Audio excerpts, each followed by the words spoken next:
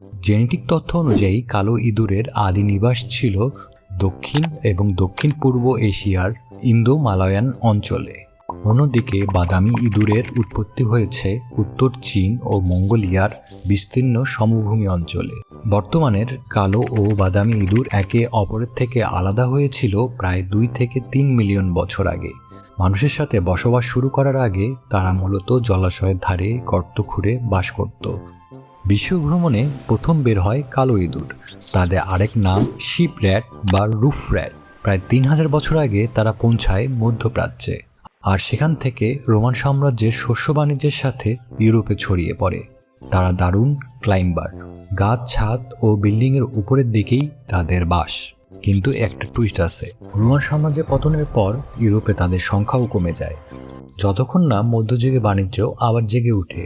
আর হ্যাঁ, 1492 সালে ক্রিস্টোফার কলম্বাসের মতো জাতিদেশ জাহাজে চড়ে তারা প্রথম পৌঁছে যায় আমেরিকায়।